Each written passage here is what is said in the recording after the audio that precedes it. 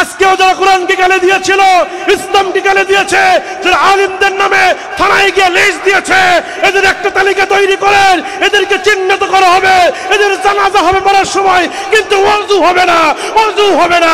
কথা বলেন ঠিক কিনা? এই কোরআনকে গবেষণা করে আজকে বিজ্ঞানীরা কত উন্নত আবিষ্কার করছে, গোটা পৃথিবীতে তারা শ্রেষ্ঠত্ব অর্জন করছে। ভাইয়েরা, আপনি কোরআনটা বোঝার চেষ্টা করলেন না। আজকে আপনি নামাজ পড়েন, নামাজের ভিতরে আপনি কি বলছেন, নামাজের মধ্যে আপনি তেলাওয়াত করে আপনি কি বলছেন, আপনি একটা বড় বোঝার চেষ্টা করলেন না। অথচ আল্লাহ পাক বলছেন সূরা মায়েদার 6 নম্বর আয়াত, ইযা কুমতুম ইলাস সালাত ফাগসিলু ওয়ুজুহাকুম ওয়া আইদিয়াকুম ইলাল মারাফিকি ওয়ামসাউ বিরুসিকুম ওয়া আরজুলাকুম ইলাল কাবাইন। আল্লাহ বলছেন ইযা কুমতুম ইলাস সালাত, যখন তোমরা নামাজের জন্য দাঁড়াবে, যখন তোমরা নামাজের জন্য প্রস্তুতি গ্রহণ করবে বান্দা, তখন তোমরা 4টি কাজ সম্পন্ন করে ফেলবে। আমরা বললাম আল্লাহ কি 4টি কাজ করতে হবে?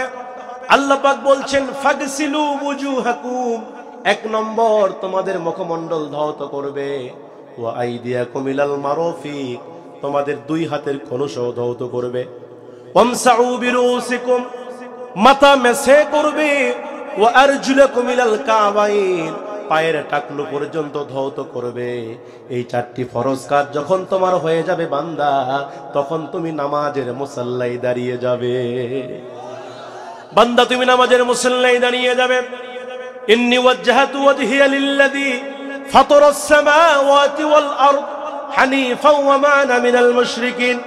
এই যে নাই নামাজে দাঁড়িয়ে দোয়াটা পড়ে বান্দা তুমি আল্লাহু আকবার বলে যখন বান্দা তুমি নামাজে দাঁড়িয়ে যাও, তুমি মনে করবে আমি আল্লাহকে দেখতেছি। সুবহানাল্লাহ। তুমি নামাজে মনে মনে চিন্তা করবে আমি আল্লাহকে দেখতেছি। যদি এইটা চিন্তা তোমার না হয়, তুমি মনে মনে চিন্তা করবে আল্লাহ আমাকে দেখতেছে। এটা মনে করবে, নামাজে দাঁড়িয়ে তুমি মনে করবে যে আমি আল্লাহকে দেখতেছি, আল্লাহ আমার সামনে দাঁড়িয়ে আছে। যদি এটা মনে না হয়, তুমি মনে করবে আল্লাহ আমাকে দেখতেছে। এই চিন্তাধারা নিয়ে নামাজে দাঁড়িয়ে যাবে বান্দা।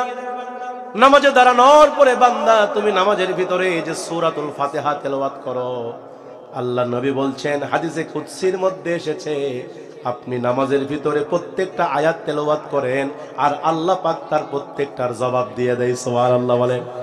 বান্দা যখন নামাজে দাঁড়িয়ে বলে আলহামদুলিল্লাহি রাব্বিল আলামিন, হাদিসে কুদসির মধ্যে এসেছে আল্লাহ পাক সঙ্গে সঙ্গে বলে হামিদানি আবদি, বান্দারে তুমি আমার প্রশংসা করলে।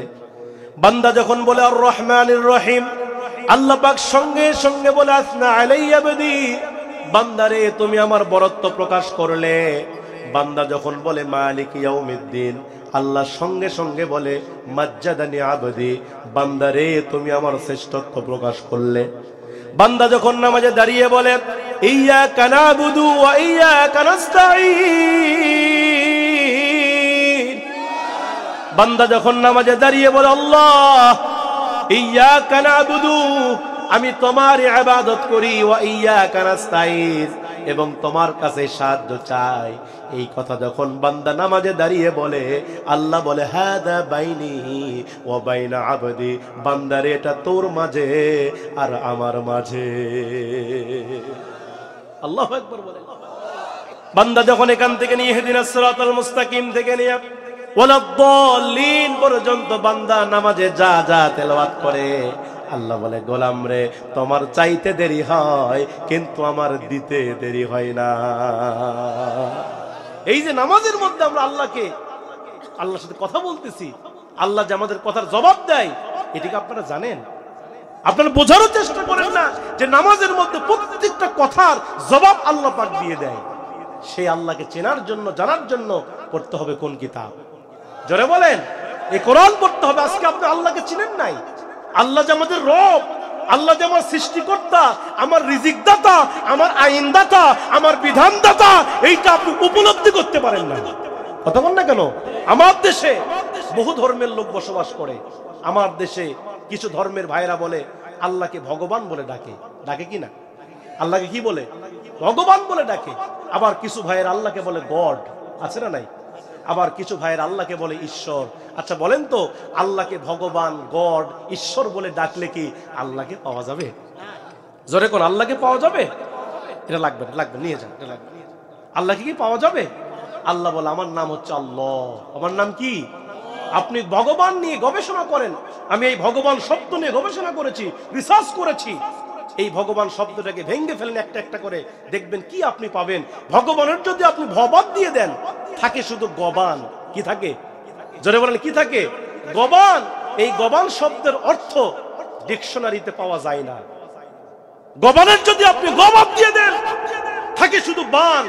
এই বান শব্দের দুইটা অর্থ আমরা ডিকশনারিতে পাই। এক নম্বর অর্থ, বান মানে বন্যা। বান মানে কি? দুই নম্বর, বান মানে তীর। বান মানে কি? তীর। এবার বানের যদি আপনি বাদ দিয়ে দেন, থাকে শুধু নো মানে কিছুই নাই। এরপরে গড শব্দটা নিয়ে গবেষণা করেন। এই গড শব্দটাকে যদি আপনি উল্টা করেন, তাহলে হয়ে যায় ডগ। ডগ মানে কি? জোরে কোন, ডগ মানে কি? আল্লাহকে কি পাওয়া যায়? এবার ঈশ্বর শব্দ নিয়ে গবেষণা করেন। এই ঈশ্বর শব্দের স্ত্রী একটা লিঙ্গ আছে, ঈশ্বরী। কথা কন না কেন? গড শব্দের স্ত্রীলিঙ্গ গডেস, ভগবান শব্দের স্ত্রীলিঙ্গ ভগবতী, কিন্তু আল্লাহ শব্দের কোন স্ত্রীলিঙ্গ। আল্লাহ বলে, গোলাম আমাকে, আমার নাম উল্টা করো, বাঁকা করো, সিধা করো, যেমনি করো না কেন, আমি আল্লাহকে বাদ দেওয়া সম্ভব না। আল্লাহ বলে, আমার পরিচয় তোমরা পেয়ে যাবে বান্দা। শোনো, এই যে আল্লাহ শব্দটি আমি দিয়েছি, এই আল্লাহ শব্দ লিখতে 4টি হরফ লাগে। প্রথম হরফ হচ্ছে আলিফ, তারপরে হরফ হচ্ছে লাম, তারপরে হরফ হলো লাম, তারপরে হলো হা। মোট কয়টি হরফ? জোরে বলেন। এই 4টি হরফ দিয়ে আল্লাহ নামটা গঠিত হলো। আল্লাহ বলে, গোলাম আমার পরিচয় তোমরা পেয়ে যাবে। আল্লাহ বলেন, আল্লাহু লা ইলাহা ইল্লা হুয়াল হাইয়ুল কাইয়্যুম লা তাখুযুহু সিনাতুন ওয়ালা নাওম। আল্লাহ বলে, বান্দা আমার পরিচয় তুমি পেয়ে যাবে আল্লাহ শব্দ দিয়া। এখন আমরা আল্লাহ শব্দটার আলিফটাকে কেটে দিলাম। প্রথম আলিফ শব্দটা আমরা বাদ দিয়ে দিলাম, আলিফ শব্দটাকে কেটে দিলাম। এই আলিফটাকে যদি আমরা বাদ দিয়ে দেই, থাকে শুধু 3টা হরফ, লিল্লাহ। যখন কি থাকে? এই যে লিল্লাহ শব্দটা আমরা পেয়ে যাই। আল্লাহ বলে, গোলাম আলিফটাকে বাদ দিলে লিল্লাহ শব্দ তোমরা পেয়ে যাবে। এই লিল্লাহ শব্দটা আমার পরিচয় আমি আল্লাহ দিতেছি। আল্লাহ সুন্দর করে বলেন, লিল্লাহি মা ফিস সামাওয়াতি ওয়া মা ফিল আরদ। আল্লাহু আকবার বলেন। আল্লাহ পাক লিল্লাহ দাদার পরিচয় দিলেন। এবার আমরা লিল্লাহর আরেকটা লামটাকে কেটে দিলাম, আরেকটা লামটা বাদ দিয়ে দিলাম, থাকে শুধু লাহু। যেরকম কি থাকে? 2টা হরফ, লাম জবর লা আর হা পেশু। এই লাহু আমরা পেয়ে যাই। আল্লাহ ডাক দে বলে, গোলাম তুমি আমার লাহু দিয়া পরিচয় পেয়ে যাবে, তুমি আমার পরিচয় খোঁজো। আল্লাহ সুন্দর করে বলছেন, লাহু মা ফিস সামাওয়াতি ওয়া মা ফিল আরদ। আল্লাহু আকবার বলেন। লাহু দিয়ে আল্লাহর পরিচয় আমরা পেয়ে গেলাম। এবার আল্লাহ বলে, গোলাম তুমি লাহুর আরেকটা লাম কেটে দাও। আমি লাহুর আরেকটা লাম বাদ দিয়ে দিলাম, থাকে শুধু একটি হরফ হচ্ছে হু। 3টি হরফ বাদ দিয়ে দিলে হু থাকে। এই হু দিয়েও তুমি আমার পরিচয় পেয়ে যাবে। আল্লাহ সুন্দর করে বলেন, ইন্নাহু হুয়াল গফুরুর রহিম। আল্লাহু আকবার বলে। আল্লাহ বলে, আমার নাম উল্টা করো, বাঁকা করো, সিধা করো, যেমনি করো না কেন, আমি আল্লাহকে বাদ দেওয়া সম্ভব। সে আল্লাহকে চিনতে গেলে পড়তে হবে কোন কিতাব? জোরে বলে। এটাকে আপনারা পড়েন? পড়ি না, আমরা জানি না। এই যে মাদ্রাসা, এই মাদ্রাসায় কোরআন শেখানো হয়। এই মাদ্রাসা থেকে হাফেজে কোরআন তৈরি হতেছে। এই মাদ্রাসা থেকে আলিমরা তৈরি হচ্ছে। এই আলিমরা এই সমাজের নেতৃত্ব দিচ্ছে। ঠিক কিনা জোরে বলে। আজকে আমরা আমার দেশে আলিমদের দেখলে আমরা কটু কথা বলি। আলিমদেরকে দেখলে আমাদের এনার্জি বাড়ে, চুলকানি বাড়ে। এই 16 বছর ধরে তো আমার দেশে সবচাইতে নির্যাতিত মজলুম ছিল এই দেশের আলিমরা। এক কথা বলেন না কেন? এই দেশের আলিমরা সবচাইতে মজলুম ছিল। যেখানে যে অপরাধ ঘটেছে, যেখানে যে সমস্যা হয়েছে, তার অপরাধী বানাইছে আলিমদেরকে। কথা বলেন না কেন? রাস্তায় যদি কুকুর মরে থাকে, কে মারলো রে? ওই হুজুর মারছে। কথা বলেন না কেন? আপনারা দেখেন নাই সেই ঢাকার রানা প্লাজা ভেঙে গেল, কোন একজন বিবৃতি দিচ্ছেন যে এই রানা প্লাজা কে ভাঙলো, সে বলতেছে যে হুজুররা ধাক্কায় ধাক্কায় ভেঙে ফেলে দিছে। এই কথা কন না কেন? তার মানে কুত্তা মরলেও হুজুর দোষী, রানা প্লাজা ভেঙে গেলেও হুজুর দোষী, মানে যত দোষ হুজুরদের দোষ। আবার কিছু লোক আছে দেখবেন গ্রামের স্থানীয় যদি কিছু হুজুররা থাকে, গ্রামের হুজুররা থাকে না, এদের কথা দামি দিবছেন, আমাদের কিছুটা দাম দেয় যে বাহির থেকে আসতে হুজুর বড় মৌলানা বড় বক্তা কিছুটা সম্মান করে, কিন্তু গ্রামের হুজুর হলে দামি দিবার চায় না। কথা কন না কে? ওই হুজুর যদি একটু জোরে যায়, গ্রামের হুজুর হুজুর জোরে যাচ্ছেন কে, মনে হয় দাওয়াত পাইছেন। কথা কন না কে? হুজুর মনে হয় দাওয়াত পাইছেন, আগে যা বসাবেন। আর যদি হুজুর একটু আস্তে আস্তে যায়, হুজুর আজকে কড্ডি খাসিন লুরবাড়ি কমা পারি চিহ্ন। কথা কন না? তার মানে হুজুর জোরে গেলেও দোষ, আসতে গেলে। এই জন্য ভাইয়ের আমার, আলিমরা এই দেশ সবচাইতে বড় মাজলুম ছিল। কি অপরাধ ছিল আমার দেশের মাওলানা মতিউর রহমান নিজামীর? কথা বলেন না কেন? কি অপরাধ ছিল কাদের মোল্লার? কি অপরাধ ছিল মতিউর রহমান নিজামীর?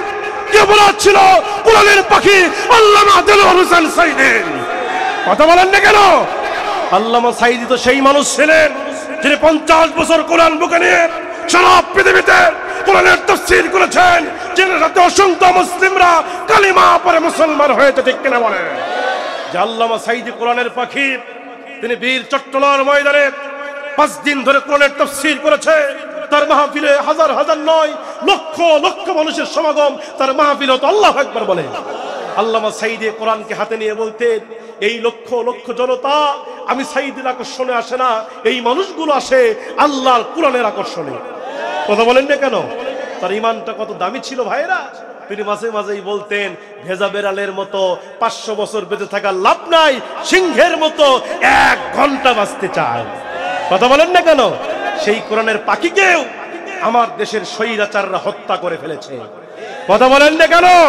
সেই কোরআনের পাখিকে আমার দেশের স্বৈরাচারেরা 13 বছর জেলের মধ্যে বন্দী করে আল্লামা সাইদিকে ইনজেকশন পুশ করে যারা হত্যা করেছ, তোমাদের বিচার বাংলার জমিনে হবে। আপনারা কি বিচার চান? আল্লাহকে দেখায় না।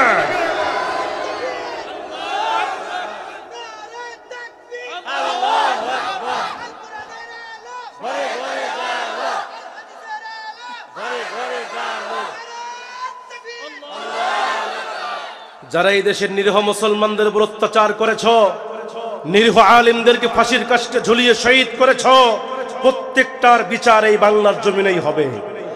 কথা বলেন না কেন? তোমরা যেখানেই থাকো না কেন, আমরা তো মাঝে মাঝেই শুনতেছি তোমরা বলতেছো যে কাছেই আসি, চট করে ঢুকে যাব। কথা কন না কে? আসো, কোনো সমস্যা নেই, আসো। কথা কন না কে? আমরা চাচ্ছি আসো, তুমি চট করে বাংলাতে ঢুকবে, আর আমরা ঘরে চট করে আয়না ঘরে ঢুকাবো। কথা বলেন না কেন? মাঝে মাঝেই তোমরা বলতে খেলা হবে, এ কথা কন না কে? কাউয়া কাদের আছে না, বলে খেলা হবে, আমরা পালাবো না, প্রয়োজনে ফখরুল সাহেবের বাড়িতে উঠবো। কি ফখরুল সাহেব জায়গা দেবে? কথা কন না কে? আজকে কাউয়া আছে? এ জোরে কোন আছে? তোমরা খেলতে খেলতে, তোমরা খেলার আগে মাঠ থেকে তোমরা হারিয়ে গেছো, কিন্তু বাংলাদেশের 18 কোটি জনগণ খেলার জন্য মাঠে প্রস্তুত। কথা বলেন না কেন? আমরা বুঝে নিলাম তোমরা খালি মুখে বলো, কিন্তু তোমার শরীরে কোনো জোর নাই। কথা কন না কেন? কিন্তু আমরা মুসলমান মুখেও বলি, অন্তরেও বলি। কথা কন না কেন? আমরা মুসলমানেরা এক আবু সাইদ আমার দেশে জীবন দিয়েছে, লক্ষ আবু সাইদ তৈরি হয়েছে। কথা বলেন না কেন? এক মীর মুগ্ধ শহীদ হয়েছে, লক্ষ লক্ষ মীর মুগ্ধ জীবন দিবে, এর জন্য প্রস্তুতি গ্রহণ করেছে। এই এনায়তপুরের জমিনে এক হাফেজ সিয়াম শহীদ হয়েছে, লক্ষ লক্ষ হাফেজ সিয়াম এই সিরাজগঞ্জের মাটিতে তৈরি হয়েছে। ঠিক কিনা বলো? যদি আবারও যদি আন্দোলনের ডাক গড়ে তোলা হয়, যদি এই দেশকে বাঁচানোর জন্য, এই দেশের স্বাধীনতাকে রক্ষা করার জন্য, এই দেশের সার্বভৌমত্ব রক্ষা করার জন্য ওই ভারতের বিরুদ্ধে গজওয়াতুল হিন্দের মতো যদি যুদ্ধে অংশগ্রহণ করার দরকার হয়, ওই সিরাজগঞ্জের মুসলমান আপনারা কি প্রস্তুত আছেন? আছেন? প্রস্তুত হাত তুলে একটা বার আল্লাহকে দেখায় দেন। নারে তাকবীর, নারে তাকবীর। আসুন আমার ভাইয়েরা, মানতে হবে কোন কিতাব? জোরে বলেন। আলোচনা কি চলবে? চলবে, চলবে। নারে তাকবীর, নারে তাকবীর। আসুন আমার ভাইয়েরা, এই কোরআনে আল্লাহ পাক সূর্যের কথা বলেছেন, কোরআনে চন্দ্রের কথা বলেছেন, এই কোরআনে নবীদের কথা আছে না নাই? কোরআন খুলে দেখবেন প্রায় আল্লাহ পাক 25 জন নবীর কথা কোরআনে বলেছেন। কতজন নবীর কথা? 25 জন নবী। তাদের ভিতরে আপনি পাবেন নবী আদম আলাইহিস সালামের কথা, যিনি ছিলেন আমাদের আদি পিতা। এখানে আপনি পাবেন নবী নূহ আলাইহিস সালামের কথা, যিনি ছিলেন এই পৃথিবীতে যাকে দ্বিতীয় আদম বলা হতো। সূরা আরাফের 59 নম্বর আয়াতে আল্লাহ বলছেন, লাকাদ আরসালনা নূহান ইলা কওমি, আমি নূহকে তার কওমের জন্য নবী করে প্রেরণ করেছি। সুবহানাল্লাহ বলেন। এই কোরআনে আপনি পাবেন নবী ইব্রাহিমের কথা, যিনি ছিলেন আমাদের জাতির পিতা। সুবহানাল্লাহ বলেন। আমাদের জাতির পিতা কে? মিল্লাত আবিকুম ইব্রাহিম ওয়া সাম্মাকুমুল, আমরা যে মুসলমান, আমাদের এই মিল্লাতের জাতির পিতা হলো হযরত ইব্রাহিম। কিন্তু 16 বছর 17 বছর ধরে আমাদেরকে উল্টা পাল্টা বুঝাইছে জাতির পিতা নাকি অন্য কেউ। এই জন্য আমরাও বলেছি স্লোগান পরিবর্তন করতে হবে, শেখ মুজিব ঘোড়ার ডিম আর জাতির পিতা ইব্রাহিম। ঠিক কিনা জোরে বলে? জাতির পিতা কে? ইব্রাহিম আলাইহিস সালাম নির্যাতিত হয়েছেন। যে ইব্রাহিম আলাইহিস সালামকে 1 নয় 2 নয় প্রায় নমরুদ অগ্নিকুণ্ডের মধ্যে 40 দিন পর্যন্ত রেখেছিলেন। ইব্রাহিম নবী যখন আগুনের মধ্যে ছিলেন, ওই সময় সাহায্য চাইছিল কার কাছে? জোরে কোন কার কাছে? ইব্রাহিম সাল্লাম যখন আগুনের ভিতরে, ফেরেশতা গিয়া বলছেন, ইয়া ইব্রাহিম, আল্লাহর পয়গম্বর, আমরা আপনার সাহায্যকারী হতে চাই, আপনাকে সাহায্য করতে চাই। কোনো সমস্যা ভাই? সমস্যা? ইব্রাহিম আলাইহিস সালাতু ওয়াস সালাম তিনি বলছেন, হে আল্লাহর ফেরেশতা, তোমাদের সাহায্যের দরকার নাই। আল্লাহু আকবার কোন? তোমাদের সাহায্যের প্রয়োজন নাই। যে আল্লাহর দাওয়াত দিতে গিয়া, যে আল্লাহর কথা বলতে গিয়া আমি ইব্রাহিম নবী আগুনের মধ্যে নিক্ষিপ্ত হয়েছি, ওই আল্লাহ কি আমাকে দেখে না? আল্লাহু আকবার বলেন। এই কথা যখন ইব্রাহিম সাল্লাম বললেন, আল্লাহ পাক সঙ্গে সঙ্গে আয়াত নাজিল করে জানায়া দিলেন, কুলনা ইয়া নারু কুনি বারদাও ওয়া সালামুন আলা ইব্রাহিম। আল্লাহ পাক আগুনকে লক্ষ্য করে বলছে, আগুন তুমি ইব্রাহিমের জন্য শান্তিদায়ক হয়ে যাও। জোরে কোন সুবহানাল্লাহ। আমার মুসলমান ভাইয়েরা, গভীর মনোযোগ। এই কোরআনে শুধু আদমের কথাই নাই, এই কোরআনে শুধু নবী ইব্রাহিমের কথাই নাই, এই কোরআনে শুধু নবী নূহর কথা নাই। এই কোরআন খুললে আপনি নবী মুসার কথা পাবেন, যেই মুসা আলাইহিস সালাম ছিলেন বনি ইসরাইলের একজন পয়গম্বর। সুবহানাল্লাহ। আল্লাহ নবী বর্ণনা করেছেন, এই পৃথিবীতে যত নবী রাসূলকে আল্লাহ পাক প্রেরণ করেছেন, এই সমস্ত নবীদের ভিতরে 2 জন নবী ছিল সবচাইতে বেশি চালাক। জোরে কোন কয়জন? 2 জন নবী সবচাইতে বেশি চালাক ছিলেন। তাদের ভিতরে 1 নাম্বার ছিল হযরত দাউদ আলাইহিস সালামের সন্তান নবী সুলাইমান আলাইহিস সালাম। তিনি ছিলেন খুব বেশি চালাক। আর 2 নম্বরে যেই নবীটা চালাক ছিল, তার নাম হলো নবী মূসা কালিমুল্লাহ। তিনি কেমন চালাক ছিল তাফসীরের মধ্যে এসেছে, এই হযরত মূসা আলাইহিস সালাম তিনি আল্লাহর কাছে তিনি প্রত্যেকদিন যেতেন, আল্লাহর সঙ্গে তিনি কথোপকথন করেছেন তুর পাহাড়ে। একদিন হযরত মূসা আলাইহিস সালাম আল্লাহর সঙ্গে কথা বলতে গিয়া আল্লাহকে একটা প্রশ্ন করে বসলেন। আল্লাহকে ডাকদা বলছে, আল্লাহ, আমি মূসা এই দুনিয়াতে এমন 3টি কাজ করতে পারি, আপনি আল্লাহ করতে পারেন না। এই কথা যখন মূসা আল্লাহকে বললে, আল্লাহ বলে, ও মূসা, তোর বেশি চালাকি কিন্তু ভালো নয়। সুবহানাল্লাহ। মূসা, তোর চালাকি কিন্তু ভালো নয়। এবার মূসা ডাকদা বলছে, আল্লাহ, আমি মূসা কোনোদিন মিথ্যা বলি না, যা বলি সত্য বলি। আল্লাহ ডাকদা বললেন, ও মূসা, কি এমন 3টা কাজ তুই করতে পারিস, আমি আল্লাহ পারি না? এমন কি এমন 3টি কাজ আছে, জানতে চাই তোর কাছে। এই কথা যখন আল্লাহ বললেন মূসাকে, সঙ্গে সঙ্গে হযরত মূসা আলাইহিস সালাম আল্লাহকে ডাকদা বলছে, আল্লাহ, 1 নাম্বার হলো আমি মূসা প্রত্যেকদিন খাইতে পারি, আপনি আল্লাহ কোনোদিন খাইতে পারেন না। আল্লাহ কি কোনোদিন খায় নাকি বলেন তো? আল্লাহর কি খাবারের প্রয়োজন আছে? মূসা বলছে, আল্লাহ, আমি মূসা খাইতে পারি, কিন্তু আপনি আল্লাহ খাইতে পারেন না। 2 নম্বর আল্লাহ বলে, 2 নম্বর কি এমন কাজ তুই পারিস, আমি পারি না?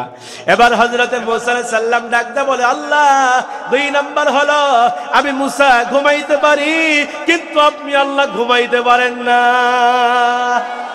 আল্লাহ কি ঘুমায়? লা তাখুযুহু সিনাতু ওয়ালা নাউম। আল্লাহর ঘুমও নাই, আল্লাহর তন্দ্রাও নাই, আল্লাহ কোনোদিন ঘুমায় না, কিন্তু মুসা ঘুমায় কিনা? এখন ঘুমাই কিনা? মুসা রাতে ঘুমায়, কিন্তু আল্লাহ ঘুমাইতে পারে না। সুবহানাল্লাহ। এবার মুসা বলছে, আল্লাহ 3 নাম্বার, আমি মুসা মানুষ, আমি মুসা মারা যাব, কিন্তু আপনি আল্লাহ মারা যাবেন না। সুবহানাল্লাহ। আল্লাহ কি মারা যাবে? আল্লাহ কি মরবে? কিন্তু মুসা মরবে কিনা? মুসা তো মানুষ। কুল্লু নাফসিন যায়কাতুল মাউত, দ্য ম্যান ইজ মর্টাল। প্রত্যেক প্রাণী মৃত্যুর স্বাদ গ্রহণ করবে। আইনা মা তাকুনু ইদরিকুমুল মাউতু ওয়ালাউ কুনতুম ফি বুরুজিম মুশাইয়াদা। আল্লাহ বলছেন, তোমরা যেখানেই থাকো না কেন, যে অবস্থায় থাকো না কেন, মৃত্যু তোমাদেরকে পাকড়াও করবেই। সুবহানাল্লাহ বলেন। মুসা বলছে, আল্লাহ আমি কোনো একদিন মারা যাব, দুনিয়ার মায়া ত্যাগ করে চলে যাব, কিন্তু আপনি আল্লাহ কোনোদিন মারা যাবেন। সেই মুসা আলাইহিস সালামের কথা আল্লাহ কোরআনে বলছেন। আল্লাহ পাক মুসাকে ডাক দিয়ে বলে, ও মুসা, তুমি যাও যাও ফেরাউনকে কালেমার দাওয়াত দাও, ফেরাউন তাগুত হয়ে গেছে। আল্লাহ পাক মুসার উপর আয়াত নাজিল করলেন, ইযহাব ইলা ফিরআউনা ইন্নাহু তাগা। জোরে কোন আল্লাহু আকবার। আল্লাহ বললেন, মুসা যাও। ইযহাব ব্যবহার করা হলো, এখানে ওলামায়ে কেরাম দেখলে বুঝবেন ইযহাবটা আমরের সিগা। আল্লাহ আদেশ করলেন, ইযহাব মুসা যাও ফিরআউনা, ফেরাউনের দিকে যাও, ইন্নাহু তাগা, নিঃসন্দেহে ফেরাউন তাগুত হয়ে গেছে। জোরে কোন কি হয়ে গেছে? ফেরাউন তাগুত হয়ে গেছে। এখন আপনারা প্রশ্ন করবেন, হুজুর তাগুত আবার কি জিনিস? তাগুত কেমনে হয়? তাগুত কি? আমার ভাইরা তাফসীরের মধ্যে এসেছে, তাগুত বলা হয় ওই শক্তিকে যেই শক্তি নিজে ইসলাম মানে না, অন্যকে মানতে দেয় না। তাগুত বলা হয় ওই শক্তিকে যেই শক্তি নিজে কোরআন মানে না, অন্যকে মানতে দেয় না। এরকম তাগুতি শক্তি আমার বাংলাদেশে ছিল কিনা? জোরে বলেন। তারা নিজেরা ইসলাম মানে নাই, অন্যকে ইসলাম মানতে চাইলে মামলা দিত। কথা কন না কেন? আমার বাংলাদেশ ইসলামী আন্দোলনের কর্মী ভাইয়েরা এই 16 বছর ধরে রাতের বেলা বাড়িতে ঘুমাইতে পারে নাই। কথা কন না কেন? এদেরকে মিথ্যা মামলা দিয়ে দিয়ে জেলের মধ্যে বন্দী করত। আল্লামা সাঈদীকে অসংখ্য মামলা দিয়েছে, আল্লামা সাঈদীকে রাজাকার বানিয়েছে, আল্লামা সাঈদীকে ধর্ষণকারী বানিয়েছে। কথা কোন ঠিক কিনা? আল্লামা সাঈদী সাহেব এই কোরআনকে হাতে নিয়ে আল্লাহর কসম করে বলেছে, যারা আমাকে ধর্ষণকারী বানিয়েছে, যারা আমাকে রাজাকার বানিয়েছে, এরা আসলে পিতৃ পরিচয়হীন অবৈধ দারস সন্তান। ঠিক কিনা? জোরে বলেন। মুসা আলাইহিস সালাম ডাকতে বলে, আল্লাহ আপনি তো অর্ডার করলেন কালেমার দাওয়াত দেব ফেরাউনকে, কিন্তু আল্লাহ আমার জিহ্বা তোতলা। জিহ্বাকে আল্লাহ আমার জিহ্বা ঠিক করেন, কারণ জিহ্বা তোতলা হবার কারণে আমার রাগ বেশি হয়, কারণ আমার কথা না বলতে আমার হাত আগে চলে। এক কথা বল না কে? তোতলা মানুষের রাগ কম না বেশি? ওর কথা বেরিয়ে হচ্ছে না, খালি আটকে যাচ্ছে, কিন্তু ওর হাত দেখিছে হাতের কাম হয়ে গেছে। হে কথা বল না কে? তো মুসা বলতেছে, আল্লাহ আমার তো জিহ্বা তোতলা, কালেমা পড় না শেষ হতেই ওই উল্টা পাল্টা কথা বলে ওর মুখত মারমো ঘুষি। হে কথা বল না কে? এই জন্য মুসা বলছে, আল্লাহকে আমার জিহ্বা ঠিক করেন, আমার কণ্ঠ ঠিক করে দেন, আমি তো তোতলা, আমি ভালো মতো কথা বলতে পারি না, আটকে আটকে যায়। আল্লাহ বলে, ও মুসা তুই তো তোতলা, টেনশন করিস না, আমি আল্লাহ পাক এই মুহূর্তে তোর কণ্ঠকে সুন্দর বানাইয়া দিলাম। শুধু তাই নাই মুসা, তোর যে ভাই হারুন আছে, এই হারুনকে আমি আল্লাহ পাক এই মুহূর্তে নবী বানাইয়া দিলাম। মুসা আলাইহিস সালাম খুশি হয়ে গেল, আনন্দ চিত্তে এবার হযরতে মুসা তিনি এবার কালেমার দাওয়াত নিয়ে ফেরাউনের রাজদরবারে চলে গেলেন। ফেরাউনের রাজদরবারের মধ্যে মুসা আলাইহিস সালাম ঢুকে বললেন, ফেরাউন তিনি রাজ সিংহাসনে বসে আছে, রাজার চেয়ারে বসে আছে। এবার হযরতে মুসা আলাইহিস সালাম ফেরাউনকে লক্ষ্য করে বললেন, ও ফেরাউন, তুই এই মুহূর্তে পড়ে নে লা ইলাহা ইল্লাল্লাহ মুসা কালিমুল্লাহ। এক আল্লাহকে রব বলে স্বীকার করে নে, এক আল্লাহকে প্রভু বলে স্বীকার করে নে, আর আমি মুসা আল্লাহর পক্ষ থেকে নবী, আমাকে নবী বলে স্বীকার করে নে। যদি আল্লাহর উপর ঈমান আনতে পারিস আর আমি মুসার উপর ঈমান আনতে পারিস, ও ফেরাউন তোর মরতে দেরি হবে, কিন্তু জান্নাতে যাইতে দেরি হবে না। কালেমা গ্রহণ করেন, ঈমান গ্রহণ করেন। এই দাওয়াত যখন হযরতে মুসা নবী দিলেন, কারণ এই পৃথিবীতে যত নবী রাসূলরা এসেছেন সমস্ত নবী রাসূলরা কিন্তু দাওয়াত দিয়েছেন, ঠিক কিনা বলেন? শুধু মুসা নবী একাই নয়, আমার নবীও কিন্তু দাওয়াত দিয়েছেন, কিন্তু আমাদের কাজ হলো দাওয়াত দেওয়া। আর হেদায়েতের মালিক কে?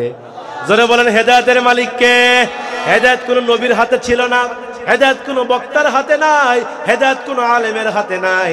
মাইয়াহদিহিল্লাহু ফালা মুদিল্লা লা, হেদায়েতের একমাত্র মালিক হলো আমার আল্লাহ।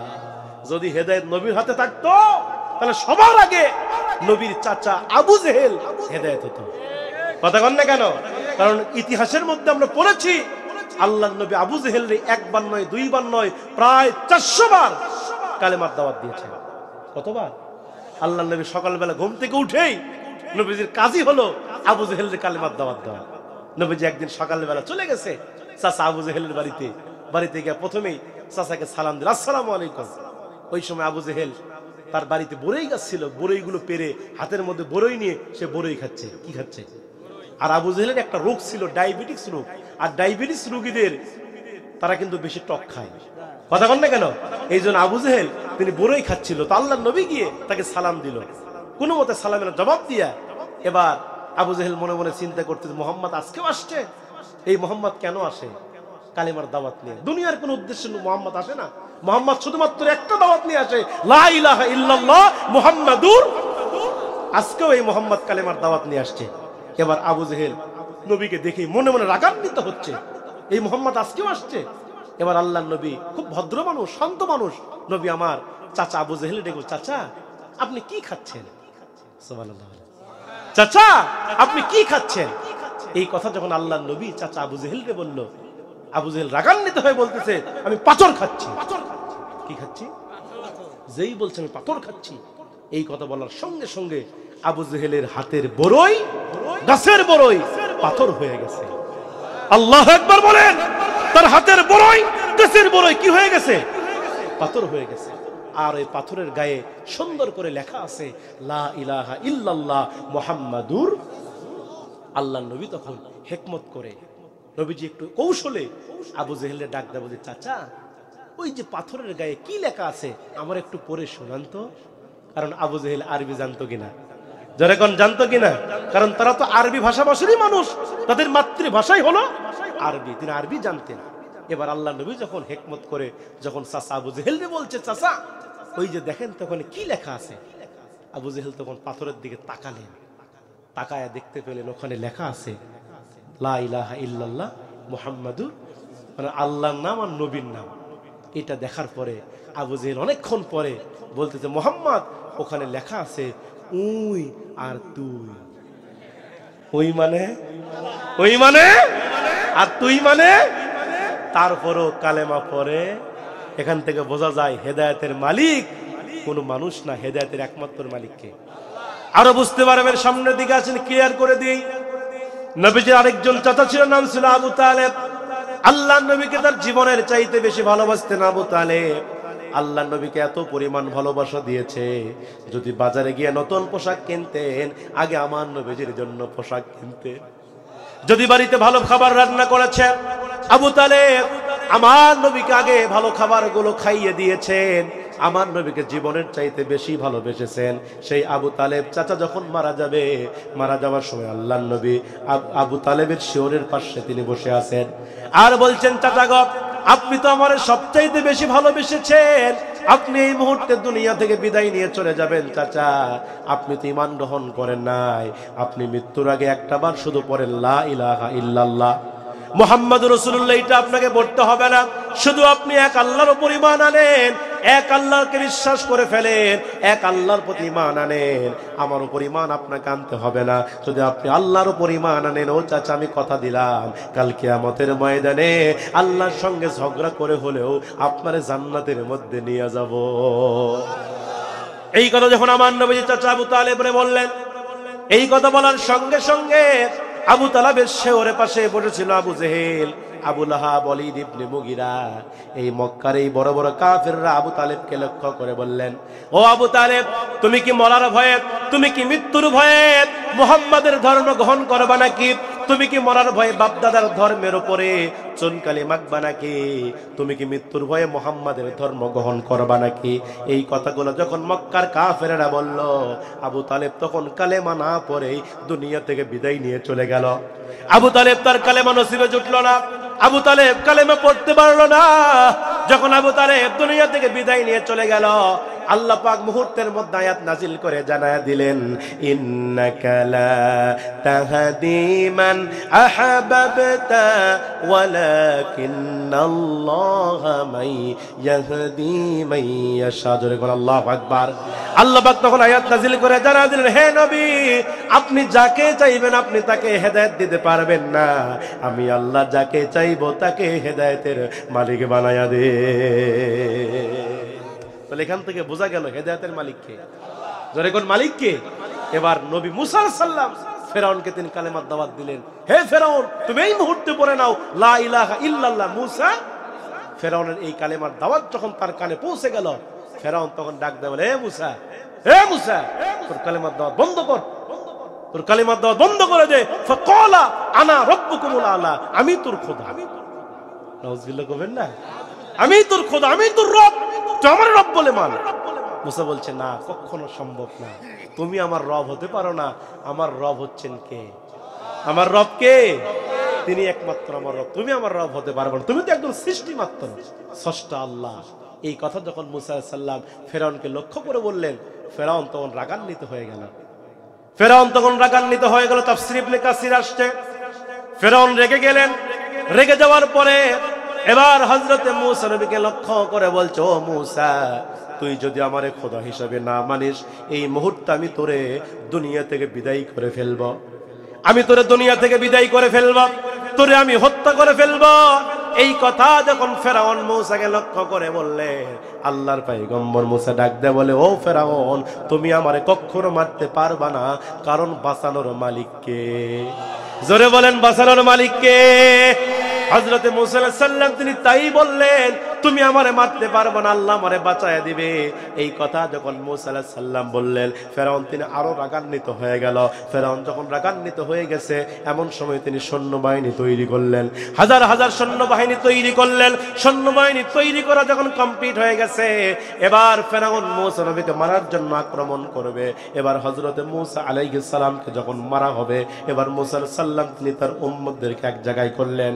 মূসা আলাইহিস সালামের যারা উম্মত ছিল, মূসা আলাইহিস সালামের হাতে হাত দিয়া যারা কালেমা পড়ে মুসলমান হয়েছিল, এই উম্মতদেরকে এক জায়গায় করে আল্লাহর পয়গম্বর মূসা তাফসীরের মধ্যে এসেছে, তিনি এবার দৌড় মারলেন। মূসা আলাইহিস সালাম যখন উম্মতদেরকে নিয়ে দৌড় মারলেন, এবার ফেরাউন বাহিনী তিন দিক থেকে আক্রমণ করা শুরু করলো। মূসা আলাইহিস সালাম দৌড়াইতে দৌড়াইতে এমন একটা জায়গায় গিয়ে পৌঁছে গেলেন, যেই জায়গায় গিয়া আল্লাহর পয়গম্বর মূসা তিনি থেমে গেলেন, তিনি ব্রেক হয়ে গেলেন। ওই জায়গার পরে আর তিনি যেতে পারলেন না। তার কারণ হলো মূসা আলাইহিস সালামের সামনে ছিল লোহিত সাগর। জোরে কোন কি সাগর? মূসা আলাইহিস সালামের সামনে লোহিত সাগর। সংক্ষিপ্ত করে বলছি, যেহেতু আমার সময় কম, ব্যাখ্যা করে বলার সময় আমার আজকে হবে না ভাইরা।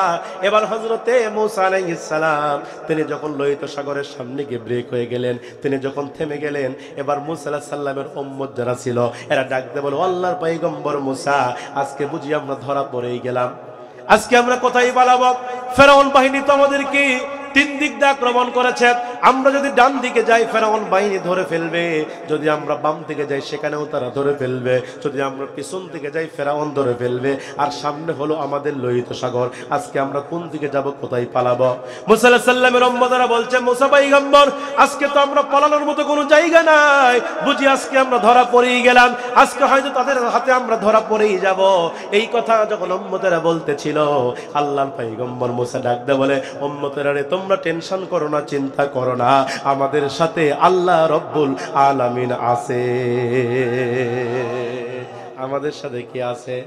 মূসা আলাইহিস সালাম উম্মতদেরকে বুঝাচ্ছেন, তোমরা সবর করো, তোমরা ধৈর্য ধারণ করো, বিপদে পড়লে সাহায্য করে কে? আল্লাহর সাহায্য নাজিল হয়ে যাবে, আল্লাহ আমাদের সাথে আছে। আল্লাহ আসমান থেকে সাহায্য নাজিল করবে, বান্দা যেখানে বিপদে পড়বে আল্লাহ সাহায্য করবে। এইভাবে মূসা আলাইহিস সালাম উম্মতদেরকে সান্ত্বনা দিচ্ছে, মূসা আলাইহিস সালাম উম্মতদেরকে সবর শিখাচ্ছে, ধৈর্য শিখাচ্ছে, তোমরা ধৈর্য ধারণ করো, আল্লাহর সাহায্য নাজিল হয়ে যাবে। এই কথাগুলো বলার পরে আল্লাহর পয়গম্বর হযরতে মূসা তিনি এবার দুইটা হাত তুলে আল্লাহর কাছে দোয়া করা শুরু করলো। আল্লাহকে ডাক দিয়ে বলে, আল্লাহ, আজকে আমরা বিপদের মধ্যে পড়ে গেছি, আল্লাহ আজকে আমরা মুসিবতের মধ্যে পড়ে গেছি, ফেরাউন বাহিনী আমাদেরকে তিন দিক দিয়ে আক্রমণ করেছে। ডান দিকে গেলে ফেরাউন বাহিনী ধরে ফেলবে, বাম দিকেও গেলে ফেরাউন বাহিনী ধরে ফেলবে, পেছন দিকে গেলেও ফেরাউন ধরে ফেলবে, আর সামনে আমাদের সামনে লোহিত সাগর। আল্লাহ আজকে আমরা কোথায় পালাবো? আপনি আসমান থেকে সাহায্য নাজিল করেন, আপনি আমাদের জন্য সাহায্যকারী হয়ে যান। এই কথা যখন মুসা নবী আল্লাহকে ডাক দিয়ে বলে, আল্লাহ ডাক দিয়ে বলে, ও মুসা, তোর হাতের মধ্যে ওইটা কি? মুসা বললেন আসা। আসা মানে কি? সুবহানাল্লাহ। মুসা বলে, আল্লাহ আমার হাতের মধ্যে আছে লাঠি, আমার হাতের মধ্যে আছে আসা। তাফসীর ইবনে কাসিরের বর্ণনা, আল্লাহ পাক পাল্টা প্রশ্ন করলেন মুসাকে, ও মুসা, তোর হাতের মধ্যে যেই লাঠি আছে, তোর হাতের মধ্যে যেই লাঠি আছে, এই লাঠি দিয়ে তুই কি করিস? মুসা ডাক দে বলে, আল্লাহ এই লাঠি দিয়ে আমি দুইটা কাজ করি। জোরে কোন কয়টা? কয়টা? আল্লাহ পাক তাকে প্রশ্ন করলেন, ও মুসা, এবার আমি তোর কাছে জানতে চাই, মুসা বল, এই লাঠি দিয়ে কি দুইটা কাজ তুই করিস? আল্লাহর পয়গম্বর মুসা ডাক দে বলে, আল্লাহ এক নম্বরে এই লাঠি দিয়ে আমি মুসা প্রত্যেক দিন বকরির পাতা পারি। কি পারে? জোরে কোন? বকরির পাতা পারে মানে কি বুঝতেছেন আপনি? এত বড় একজন নবী বকরির পাতা পারে, তার মানে মুসার বাড়িতে বকরি ছিল। সুবহানাল্লাহ করেন না? মুসার ঘরে বকরি ছিল, মুসা নবী ছিল বকরির রাখাল। আলহামদুলিল্লাহ বলেন। আল্লাহ নবী বলেছেন, এই পৃথিবীতে অসংখ্য নবীরা আল্লাহর এই জমিনে বকরি চড়িয়েছেন। এই জন্য নবীরা, নবীদের এই সুন্নাত বকরি চড়ানো। আপনারা যদি সম্ভব হয় বাড়িতে বকরি পালন করবেন, এটা যদি পালন করতে পারেন নবীদের একটা সুন্নাত আদায় হয়ে যাবে। সুবহানাল্লাহ বলেন। আমার ভাইয়েরা, মুসা নবী বকরি চড়াতেন, বকরির পাতা বাঁধতেন। আমার ভাইয়েরা, মুসা শুধু বকরির রাখালি ছিলেন না, তিনি ছিলেন এই সমাজের নেতা। কথা করছেন না কেন আপনারা? তিনি শুধু নবী ছিলেন না, তিনি ছিলেন নেতা। তাহলে এত বড় একজন নেতা হয়ে বকরি চড়িয়েছেন, আর আমার দেশের তুমি পাতি নেতা, তুমি বকরি চড়াও না। কথা কন না কে? আমি বলি, যারা নেতৃত্ব দিতে চান, নেতাগিরি করতে চান, আমি তাদেরকে বলবো আগে আপনি বকরি চড়ান। কথা কন না কে? যদি বকরি চড়াতে পারেন, কারণ বকরি চড়ানো সহজ কাম না, এটা ধৈর্যের কাম। কথা কন না কে? যাদের ঘরে বকরি আছে তারা বুঝতেছে, যদি কোনোদিন বকরিকে গোসল করাতে নিয়ে যান, পুকুরে হোক আর নদীতে হোক, আপনি টানতেছেন এই দিকে আর উই মারে খেলে এই দিকে। আছে না নাই? যেরকম আছে না নাই? এত কঠিন কাজ বকরিকে গোসল করানো। এই জন্য আমি বলি, যারা নেতা হতে চান ওদেরকে আগে 10-12টা বকরি কিনে দেন। তুই আগে বকরি চড়া। বকরি যদি চড়াতে পারিস তাহলে দেশের জনগণের সেবাও করতে পারবি। কথা কোন ঠিক কিনা? কিন্তু আমার দেশের নেতারা এই 16 বছর ধরে দেখছি, এরা কি বকরি চড়ায়? কথা কন না কে? এরা তো বকরি চড়াবে না, এরা খালি করোনা ভাইরাসের সময় তেলের বস্তা আর চালের বস্তা খাটের তলে খালি লুকা রাখে। কথা কন না কে? এই গরিব দুঃখীর কি মারা খায়নি এরা? কথা কন, কি খায়নি এরা? এরা রড খাইছে, চাল খাইছে, গম খাইছে, এমনকি পায়খানা পর্যন্ত খাইছে। কথা কন না কে? এরকম খায়নি তারা? এই সকল নেতারা দেখবেন বড় বড় লেকচার, এক ওয়াক্ত নামাজ এরা জীবনে পড়েনি, কিন্তু এই সকল নেতারা সামনে নির্বাচন আসলে দেখবেন নামাজ ছাড়ে না। আছে না নাই? নির্বাচন আসলে মাথায় টুপি দেয়। নেতার মাথায় জীবনে আমি টুপি দেখিনি, কিন্তু ওই নেতা নির্বাচন আসলে মাথার মধ্যে একটা টুপি লাগায়, বাজার গিয়ে একটা পাঞ্জাবি গায়ে দিয়ে মানুষের সামনে আসে, আবার মাঝে মাঝে তসবিও টিপে, মনে হচ্ছে জিবরাইলের খালাতো ভাই। মানুষের কাছে গিয়ে খালি নামাজের ওয়াজ করে। এমনও নেতা আমার দেশে আমি শুনেছি, এক আসরের নামাজ 4 বার পর্যন্ত পড়ছে। কথা কন না কে? যেখানে যাই খালি নামাজের ওয়াজ। বাজারে গিয়ে দেখে লোকজন বসে আছে, আসরের আজান হয়ে গেছে, লোকজন বসে আছে, নেতা সাহেব গিয়ে বলছে, ভাইরা আমার, আপনারা কি আসরের নামাজ পড়েছেন? বলে না, পড়ি নাই। বলে কি করতেছেন এখানে? কি করতেছেন বসে বসে? আসেন আমরা নামাজ পড়ি। কি পড়ি? নেতা সাহেব, জীবনে তুই নামাজ পড়িস না রে নেতা। তুই বাজারের লোকজনকে নিয়ে গিয়া নেতা সাহেব আসরের নামাজ জামাতের সাথে আদায় করছে। নামাজ শেষ, ভোট চাইছে। ভোট চাওয়া যখন কমপ্লিট, সামনে গিয়ে দেখে আরেকটা বাজার, সেখানে কিছু লোকজন বসে আছে, বলতেছে, ভাইয়ের আমার, আপনারা কি আসরের নামাজ পড়েছেন? বলে না, পড়ি নাই। বলে কি করতেছেন বসে বসে? আজান হয়ে গেল, নামাজের সময় পার হয়ে যাচ্ছে, আর বসে আছেন এখানে? আসেন আমরা জামাতে নামাজ পড়ি। নেতা সাহেব ওখানেও গিয়া দ্বিতীয় জামাত করছে। কথা কন না কে? এক এক করে দ্বিতীয়, তৃতীয়, চতুর্থ পর্যন্ত জামাত আমার দেশের নেতারা করে। কথা কন ঠিক কিনা? দেখবেন এই সকল নেতারা নির্বাচিত হওয়ার আগে জনগণের সামনে এসে কত ওয়াদা দেয়, জনগণের সামনে মাইক পিস ধরে বলে, আমার দেশের জনগণ, ভাইয়ের আমার, বোনের আমার, যদি আপনারা আমাকে নির্বাচিত করেন, আমাকে জয়যুক্ত করেন, আপনাদের এইটা করে দিব, আপনাদের সেইটা করে দিব, প্রয়োজনে সব দিব, রড দিয়ে। কি দিয়ে ভাই? কিন্তু নেতা ওই নির্বাচিত হওয়ার পরে ওই জনগণকে আর রড দেয় না, ওইখানে একা এলা বাঁশ দেয়। এ কথা কোনো আছে না নাই? আর আপনারাও তো হুজুগা বাঙালি, ওই পাতি নেতার পিছে এক কাপ চা খাওয়ার ভাইকে স্লোগান হচ্ছে আমার নেতার চরিত্র ফুলের মতো পবিত্র, নামাজ পড়ে না এক ওয়াক্ত, গান্দা খাই 4 ওয়াক্ত। কথা কোন না কেন? এ কথা কোনো আছে না নাই?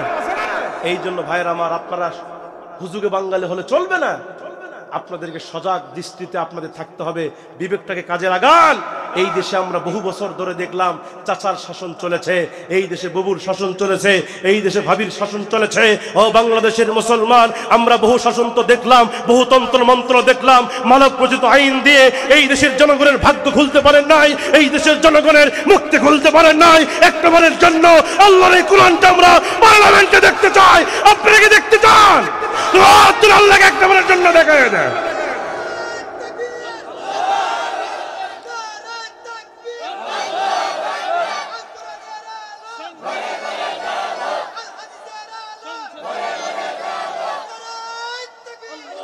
আমার ভাইয়েরা, এই কোরআন যদি পার্লামেন্টে প্রতিষ্ঠা হয়ে যায়, আমার দেশে দুর্নীতি বন্ধ হয়ে যাবে। কথা বলেন না কেন? এই কোরআন যদি পার্লামেন্টে প্রতিষ্ঠা হয়ে যায়, আমার দেশে টেন্ডারবাজি বন্ধ হবে। এই কোরআন যদি পার্লামেন্টে প্রতিষ্ঠা হয়ে যায়, রাত 12টার পরে নেতাদের মদের বোতল খাওয়া বন্ধ হয়ে যাবে। ঠিক কিনা বলেন? এই জন্য কিছু লোক চাচ্ছে না যে এই কোরআন পার্লামেন্টে প্রতিষ্ঠা হোক, কারণ কোরআন পার্লামেন্টে গেলে ওদের মদের ব্যবসা বন্ধ হয়ে যাবে। কথা বল না কেন? ওদের দুর্নীতি বন্ধ হবে, টেবিলের তলে যে ঘুষ নেওয়া বন্ধ হবে। আমার দেশে ঘুষ আছে না নাই? খালি ডয়ার খুলে দেয়, কয় ওটি মারে। কথা কন না কেন? বলছে এখনো আসরের নামাজ পড়ে যাচ্ছি, ওই ডয়ার খুলে দিয়ে চর মধ্যে ঢুকে যা, রাত্রে গুণা নেমনে আছে না নাই? আবার আমার দেশে এমনও আছে ঘুষারু, ডাইরেক্ট ঘুষ খায় না, মিষ্টির প্যাকেটে খায়। কার প্যাকেটে? মিষ্টির প্যাকেটে টাকা নেই। বলতে ভাইরে কিসের জন্য? করছে হুজুর মিষ্টি খাওয়ার। কি খাওয়ার? কড্ডি আছে, করছে 2 লাখ। কয় লাখ? কে মিষ্টি খাওয়ার যদি 2 লাখ হয়, তাহলে বিরিয়ানি খাওয়ার কয় লাখ রে? এ কথা কোন আছে না নাই? এই জন্য আল্লাহ গ্যারান্টি দিচ্ছে, কোরআন গ্যারান্টি দিচ্ছে, যদি মুমিনরা যদি রাষ্ট্র ক্ষমতায় যায়, মুমিনরা যদি এই দেশের কর্তৃত্ব পায়, আল্লাহর কোরআন গ্যারান্টি দিচ্ছে। সূরা হজ 41 নম্বর আয়াত, আল্লাহ বলছেন মুমিনরাই সমাজের মধ্যে সর্বপ্রথম 4টি কাজ চালু করবে। কয়টি কাজ? আমার কথা না কোরআনের কথা? আমার একটা কথা, আমার বানানো কথা না, সব কোরআনের কথা। সূরা হজ 41 নম্বর আয়াত আল্লাহ বলছেন, আল্লাযীনা ইম্মাক্কান্নাহুম ফিল আরদি ওয়া আকামুস সালাহ ওয়া আতাবুজ যাকাহ ওয়া আমারা বিল মা'রুফ ওয়ান নাহি আনিল। আল্লাহ বলছেন মুমিনরা 4টি কাজ করবে। 1 নাম্বার, নামাজ সমাজের মধ্যে প্রতিষ্ঠা করবে। কি প্রতিষ্ঠা করবে? আজকে আমার সমাজে নামাজের সংখ্যা বেশি না বেনামাজের সংখ্যা বেশি? কথা কন না কেন? 500 জন লোক যদি বসবাস করে, 50 জন লোক নামাজ পড়ে না, আছে না নাই? আবার দেখবেন নামাজ পড়ে না, মোশন তার আবার কি মোশন হাইনি। যারা নামাজ পড়ে এদের কোনো মোশন নাই, যাই নামাজ পড়ে না ওর মোশনই বেশি। কথা করছেন না আপনারা? কথা কন না কে? এক ওয়াক্ত নামাজে জুম্মাত যায় না, কিন্তু খালি হুজুরের সামনে বুকের বোতাম খালি খুলে দেয় ঘরে, আর কই হুজুর আমি নামাজ না বললে কি হবে, আমার ঈমান ঠিক আছে। কথা কন, এরকম বাটপার আছে না নাই? এক ওয়াক্ত নামাজে মসজিদ দেখা যায় না, খালি জুম্মার দিনে যায়। শুক্রবারে জুম্মার দিন আসলে বউ করছে যে স্ত্রী ভালো করে পাঞ্জাবি একটু ধৌতো, আজকে নামাজের দিন। কিসের দিন? শুক্রবার নামাজের দিন, তাহলে শনিবার রবিবার কিসের দিন? কথা কয় না বারে। এরকম বাটপার আছে না নাই? এক ওয়াক্ত নামাজে মসজিদে যায় না, জুমার দিনে সবার শেষে যায়। ওই খুতবা যখন দিচ্ছে দেখবেন তখন মসজিদে ঢোকে। আবার যখন ইমাম সাহেব খুতবা দিয়ে নামাজ শুরু করছে, ডান দিকে আসসালামু আলাইকুম ওয়া রাহমাতুল্লাহ, বাম দিকে আসসালামু আলাইকুম, শেষে হয়নি ওই জুতা হাতত দিছে। কথা কন না কে? সেরা স্যান্ডেল নিয়ে যা, নতুন স্যান্ডেল নিয়ে তুমি বাড়িতে ঢোকো, যদি ধরা খাও করছে হুজুর বদল হচ্ছে। এরকম কিছু বাটপার আছে না নাই? জোরে কোন আছে না নাই? এই জন্য আল্লাহ বলছেন যদি মুমিনরা যদি রাষ্ট্র ক্ষমতায় যায়, তারা এই সমাজের মধ্যে নামাজ প্রতিষ্ঠা করবে। এই নামাজের ওয়াজ আমি বক্তা করা লাগবে না, কারণ আমার বাংলাদেশে বক্তারা হুজুররা ওয়াজ করতে করতে শহীদ হয়ে পর্যন্ত যাচ্ছে, তারপরে নামাজের সংখ্যা বাড়তেছে না। কতক্ষণ না কেন, বহু বক্তা মরে গেছে। এই আপনাদের সিরাজগঞ্জের একটা বক্তা ছিল না, উল্লাপাড়ার রেজাউল করিম হোসেন ছিল না, কত বছর কোরআনের কথা বলছে, নামাজের দাওয়াত দিছে, লোকটা মারাই গেছে। কতক্ষণ না কেন, বহু বক্তা মারা যাচ্ছে, বহু মানুষ দুনিয়া থেকে বিদায় নিয়ে চলে গেছে। এত নামাজের ওয়াজ, তাবলীগের ভাইয়েরা, এরপরে সংগঠনের ভাইয়েরা, মসজিদ মাদ্রাসার যত দায়িত্বশীল ইমাম মুয়াজ্জিনরা কত নামাজের দাওয়াত দিচ্ছে। তারপরও দেখেন মসজিদে আমরা যেতে চাই, অথচ যদি আমার দেশে রাষ্ট্রীয়ভাবে নামাজের বিল যদি পাস হতো, এক ওয়াক্ত নামাজ কাজা করলে 6 মাস জেল। কয় মাস জেল? এক ওয়াক্ত নামাজ কাজা করলে 6 মাস জেলে ঢোকানো হবে। ওই জীবনে নামাজ পড়েনি, ওই মুয়াজ্জিন 3টার দিকে খালি জাগাবে, হুজুর তাড়াতাড়ি আযান দেন, সময় হচ্ছে। কথা কন না কেন? এই যে নামাজের ওয়াজ করা লাগবে না, কোরআনের বিধান যদি কায়েম হয়ে যায়, মানুষ অটোমেটিক নামাজ ধরবে। কথা কন ঠিক কিনা? 2 নাম্বার, ওয়া আতাবুজ যাকাত। কষ্ট পাচ্ছেন আপনারা? কষ্ট পাচ্ছেন? ছেড়ে দেব? নারায়ে তাকবীর, নারায়ে তাকবীর। 2 নম্বর, মুমিনের যে রাষ্ট্র ক্ষমতায় যায়, 2 নম্বর যাকাত ভিত্তিক অর্থনীতি চালু করবে। সমাজের মধ্যে আজকে যাকাত নাই। আমার বাংলাদেশে জরিপ করে দেখা গিয়েছে প্রায় 54,000 লোক কোটিপতি। কত হাজার? জোরে কোন? 54,000 লোক কোটিপতি। এদের এত পরিমাণ টাকা, সারা রাত টাকা গুনলে টাকা গোনা শেষ হবে না। এত পরিমাণ টাকা, কোটি কোটি, মিলিয়ন বিলিয়ন পর্যন্ত টাকা এদের। কিন্তু এই লোকগুলা যদি শতকরা 2.5% যদি যাকাত দিত, আমার তো মনে হয় বাংলাদেশে দরিদ্র থাকতো না। কথা কন না কেন? বাংলাদেশে দরিদ্র মুক্ত হতো, এই বাংলাদেশে কোন গরিব মানুষ থাকতো না।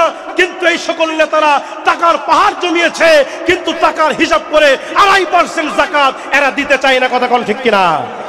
যাকাত হয়েছে 10 কোটি টাকা, যাকাত হয়েছে 2 কোটি টাকা, নেতা সাহেব যাকাত দেয় 5 লাখ। আবার 5 লাখ টাকা শাড়ি লুঙ্গি কিনে, কি কিনে? মানে 500 টাকা 300 টাকার শাড়ি কিনে, কারণ বেশি লোককে দেওয়া হবে। কথা কন না কে? আবার নেতা সাহেব 1 মাস আগে থেকে মাইকিং করে, অমুক নেতা অমুক দিনে যাকাতের শাড়ি লুঙ্গি দিবে। আমি বলি তোমার যাকাত কবুল হবে না। কথা কন না কে? যাকাত কি আপনি মানুষকে দেখানোর জন্য দিচ্ছেন, না আল্লাহ খুশি করার জন্য দিচ্ছেন? যাকাত দিতে হবে কার খুশির জন্য? কার খুশির জন্য? দেখবেন আমার দেশে কিছু হাজি আছে, বলবো বলবো কিছু হাজি আছে, ওই আলহাজ লেখার জন্য হজ করে। কতক্ষণ না কে? আমি বলে, হাজি তুমি যদি আলহাজ নামের আগে লেখানোর জন্য হজ করো, আল্লাহর কসম করে বলি, এই কোরআন হাতে নিয়ে বলি, তোমার হজ কবুল হয়নি। কতক্ষণ না কেন? তোমার হজ কবুল হয়নি। আলহাজ দেখানোর জন্য হজ নয়। সামনে নির্বাচন করবে, নেতা সাহেব চলে গেছে হজে, লোকজন কবে যে লোকটা ভালো হয়ে গেছে রে। কথা কন না কে?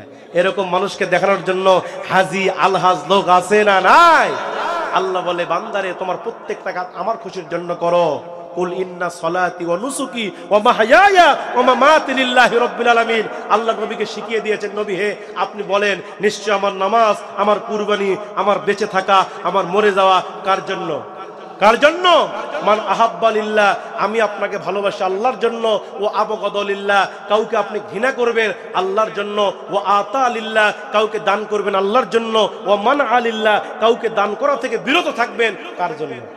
কার জন্য? আজকে আমার বাংলাদেশে যাকাত দেয় মানুষকে দেখানোর জন্য, অথচ আমার ভাইয়েরা যাকাত দিতে হবে কার খুশির জন্য? যখন কার খুশির জন্য? মুসলমান ভাইয়েরা গভীর মনোযোগ। সাইয়্যিদিনা মুসা আলাইহিস কথা মনে আছে আপনাদের? আমার মুসলমান ভাইরা, যেহেতু আমার হাতে সময় কম, কোনটা ধরবো কোনটা ছাড়বো, আমার মুসলমান ভাইরা যেহেতু সাইয়্যিদিনা মুসার কথা কোরআনে আছে, সেই জন্য বলছি। হযরতে মুসা আলাইহিস সালাম তিনি ডাকতে বলছে, আল্লাহ আমার হাতের মধ্যে আছে লাঠি। আল্লাহ পাক ডাকতে বললেন, মুসা তোমার হাতের মধ্যে যে লাঠিখানা আছে, এই লাঠি দিয়ে তুমি কি করো? হযরতে মুসা ডাকতে বলছে, আল্লাহ এই লাঠি দিয়ে আমি কয়টা কাজ করি? জোরে বলেন। মুসা বলে, আল্লাহ আমি 2টা কাজ করি। আল্লাহ পাক জানতে চাইলেন, ও মুসা তুমি এই লাঠি দিয়ে কি 2টি কাজ করো? সঙ্গে সঙ্গে হযরতে মুসা ডাকতে বলে, আল্লাহ 1 নম্বরে আমি এই লাঠি দিয়া বকরির পাতা পারি। আল্লাহ বলে, 2 নম্বরে কি করো? হযরতে মুসা ডাকতে বলে, আল্লাহ 2 নম্বরে এই লাঠিতে ভর দিয়ে আমি মুসা রাস্তা হেঁটে যাই। এবার আল্লাহ পাক ডাকতে বললেন, মুসা তোমার হাতে যেই লাঠিখানা আছে, যেই লাঠি দেখা যায়, এই লাঠি দিয়ে তুমি লোহিত সাগরের মধ্যে আঘাত করো। মুসা আলাইহিস সালাম ডাকতে বলছেন, আল্লাহ আঘাত করলে কি হবে? আল্লাহ ডাকতে দেয় বলে, ও মুসা কথা কম বলো, আঘাত করেই দেখো আমি আল্লাহ কি বানায় দে। এই কথা যখন আল্লাহ মুসাকে বললেন, এবার হযরতে মুসা আলাইহিস সালাম তার হাতের মধ্যে যে লাঠিখানা ছিল এই লাঠি দিয়ে লোহিত সাগরের মধ্যে আঘাত করলেন, লোহিত সাগরের মধ্যে বাড়ি মারলেন। লোহিত সাগরের মধ্যে বাড়ি মারার সঙ্গে সঙ্গে ওই লোহিত সাগরের ভিতরে 1 নয় 2 নয় 3 নয় আমার আল্লাহ রব্বুল আলামিন মুসা নবীর জন্য 12 খানা রাস্তা বের করে দিলে। মুসা নবীর জন্য 12 খানা রাস্তা আল্লাহ বের করলেন। মুসা নবীর সামনে যখন রাস্তা বের হয়ে গেছে, আল্লাহর পয়গম্বর হযরতে মুসা আলাইহিস সালাম তিনি খুশি হয়ে গেলেন। তার মুখের মধ্যে মুস্কি মুস্কি হাসি। উম্মতদেরকে ডাক দিয়ে বলে, উম্মতরা দেখো দেখো আল্লাহর সাহায্য নাজিল হয়ে গেছে, আল্লাহ আসমান থেকে সাহায্য নাজিল করেছে, আল্লাহ আমাদের জন্য রাস্তা বের করে দিয়েছে। আল্লাহর সাহায্য বান্দার নিকটে। আল্লাহু আকবার বলে, মাতা নাসরুল্লাহ, আল্লাহর সাহায্য বান্দার নিকটে। বান্দা যখন বিপদে পড়ে আল্লাহ সাহায্য নাজিল করে, আল্লাহ আমাদের জন্য রাস্তা বের করে দিয়েছে। এবার হযরতে মুসা আলাইহিস সালাতু ওয়াস সালাম উম্মতদেরকে নিয়ে এবার রওনা করলেন সেই রাস্তা দিয়া। মুসা আলাইহিস সালাম যখন রাস্তা দিয়ে যাইতেছিলেন, যাইতে যাইতে ওই লোহিত সাগরের মাঝখানে যখন মুসা আলাইহিস সালাম চলে গেছে, এমন সময় ফেরাউনের যারা অনুসারী ছিল এরা ডাক দিয়ে বলতেন, ও খোদা ফেরাউন, এই এত সুন্দর রাস্তা লোহিত সাগরের মধ্যে কে বানালো? এবার মুসা আলাইহিস সালামের ফেরাউনের যারা অনুসারী ছিল, ফেরাউনের যারা অনুসারী উম্মতরা ছিল, এরা ডাকতে বলে, ও ফেরাউন, খোদা এই লোহিত সাগরের ভিতরে এত সুন্দর রাস্তা কে বানালো? ফেরাউন বলছে, আমি বানাচ্ছি। নাউজুবিল্লাহ বলে, ফেরাউন বলতে আমি বানাচ্ছি এই রাস্তা। ফেরাউন মনে মনে চিন্তা করতেছে, যদি এই কথা না বলি আমি বানাচ্ছি তাহলে আমার ক্ষমতার চেয়ার থাকবে না, কেউ আমার খোদা হিসেবে মানবে না। এই জন্য মিথ্যা কথা বললেন ফেরাউন, এই জন্য মিথ্যা কথা বলছে যে আমি বানাইছি। উম্মতরা ডাক দে বলে, অনুসারীরা ডাক দে বলে, ও আমাদের খোদা ফেরাউন, আপনার এত পাওয়ার, দুনিয়াতে অনেক পাওয়ার আপনি খাটাইছেন, কিন্তু এত বড় পাওয়ার আপনার কোনোদিন দেখি নাই। আপনি এই লোহিত সাগরের ভিতরে এত সুন্দর রাস্তা বানাইছেন। ও আমাদের খোদা ফেরাউন, আপনি যদি এত সুন্দর রাস্তা বানায় থাকেন, উদ্বোধন কিন্তু আপনাকেই করা লাগবে। ঠিক কিনা বলে? উদ্বোধন ফিতা আপনাকে কাটা লাগবে। এই কথা যখন উম্মতেরা ফেরাউনকে বলল, ফেরাউন মুহূর্তের মধ্যে 2টা চিন্তা করলেন। কয়টা চিন্তা করলেন? তাফসীর ইবনে কাসির আসছে, তিনি 1 নম্বর চিন্তা করলেন, যদি লোহিত সাগরের রাস্তা দিয়ে হেঁটে যায় আর যদি সমুদ্রের মাঝখানে গিয়া 2 ধারের পানি যদি এক জায়গায় হয়, আমি ফেরাউন শেষ। আর যদি এই মুহূর্তে এই রাস্তা দিয়ে আমি না হাঁটি, তাহলে আমাকে কেউ খোদা হিসেবে মানবে না, আমার ক্ষমতার চেয়ার থাকবে না। আগে চেয়ার বাঁচায়। কথা বলেন না কেন?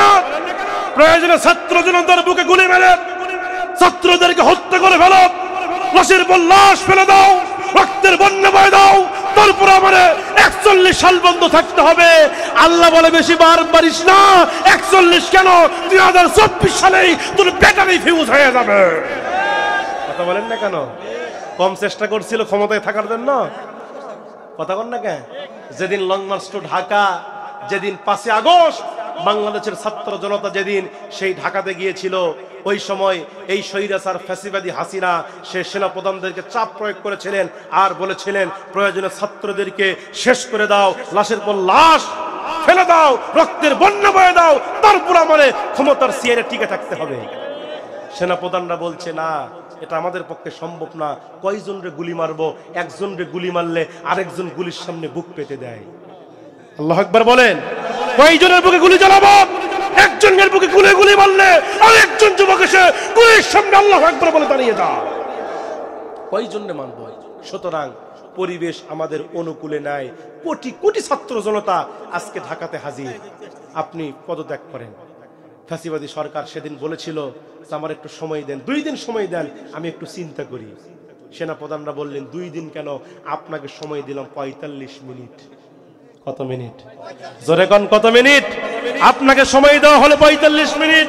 যদি এই 45 মিনিটের ভিতরে ঢাকার শাহবাগ থেকে গণভবনে আসতে ছাত্র জনতার 45 মিনিট লাগবে, যদি এর মধ্যে আপনি দেশ ছাড়তে পারেন আপনার জীবনটা বাঁচবে, আর যদি দেশ ছাড়তে না পারেন আপনার হাড্ডি পর্যন্ত খুঁজে পাওয়া যাবে না। সুতরাং আপনি পদত্যাগ করেন, আপনি চলে যান। সেদিন সেই স্বৈরাচারী ফ্যাসিবাদী সরকার রান্না করা ভাত খাইতে পারে না। কথা বলেন না কেন? এই জন্য আল্লাহ বলে ওয়া মাকারু ওয়া মাকারাল্লাহ আল্লাহু খায়রুল মাকিরিন। তোমরা ষড়যন্ত্র করো, আমি আল্লাহ কৌশল করি, আমার কৌশলের সঙ্গে দুনিয়ার কোনো ষড়যন্ত্র টিকে থাকতে পারে না। কথা বলেন না কেন? এই পৃথিবীতে বহু ফাসিকরা, এই পৃথিবীতে বহু স্বৈরাচাররা বিদায় নিয়েছে।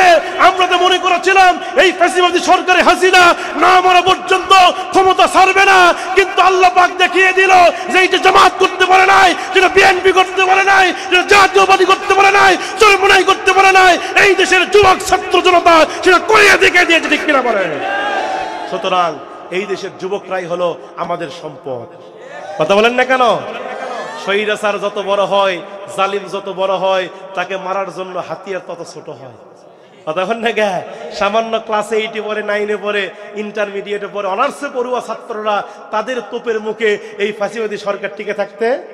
অথচ জামাতের আন্দোলন হয়েছে কিনা, বিএনপির আন্দোলন হয়েছে কিনা, সারা দেশে আন্দোলন হয়েছে, কিন্তু তারা নামানো সম্ভব। এই জন্য আল্লাহ বলে ইতিহাস থেকে শিক্ষা নাও, যে নমরুদ সবচাইতে বড় স্বৈরাচার ছিল, এই নমরুদকে আল্লাহ মারছে ল্যাংরা মশা দিয়ে। কি মশা দিয়ে মারছে? ল্যাংরা মশা, প্যারালাইসিস মশা, এক পাও ভাঙ্গা। এই মশা খালি নমরুদের নাকের মধ্যে গেছে। কার মধ্যে? নমরুদের নাকের মধ্যে গিয়ে মাথার মধ্যে খালি কুটুস করে কামড় মারে। যেই কামড় মারে নমরুদ খালি মাথা দিয়ে বাড়ি মারে, হাত দিয়ে বাড়ি মারে মাথায়, মশা চুপ করে থাকে। আবার কুটুস করে কামড় মারে, আবার বাড়ি মারে, মারতে মারতে পায়ের জুতা খুলে মাথায় বাড়ি মারছে। শেষ পর্যন্ত একজন কর্মচারী নিযুক্ত করলেন, তোমার কাজ খালি মাথায় বাড়ি মারা, জুতা দিয়ে বাড়ি মারতে মারতে বা খাঁচা দিয়া মাথাতে বাড়ি মেরে মাথা ফেটে এই নমরুদকে আল্লাহ পাক ল্যাংড়া মশা দিয়া বিদায় করেছে। কথা কোন ঠিক কিনা? এই জন্য ভাইরা আমার, জালিম যত বড় হয় তাকে মারার জন্য হাতিয়ার তত ছোট হয়। আল্লাহু আকবার। এটাই আল্লাহর শ্রেষ্ঠত্ব, এটাই আল্লাহ পাকের ক্ষমতা, এটা আল্লাহ পাকের পাওয়ার। এই জন্য আল্লাহ পাক এই জামাত দিয়ে যদি মারতো, জামাতের লোকেরা তো বড় বড় ভেটান নেতা আছে, বিএনপি দিয়ে যদি মারতো বড় বড় ভেটান বিএনপির নেতারা আছে, কিন্তু আল্লাহ পাক বলছে না, জামাত ইসলাম দিয়েও তোরে মারবো না, বিএনপি দিয়েও মারবো না, চরমোনাই দিয়েও মারবো না, হেফাজত দিয়েও মারবো না, ছোট্ট ছোট পোলাপান দিয়ে তোরে শেষ করে দিব। কথা বলেন না কেন? এখান থেকে শিক্ষা নিতে হবে।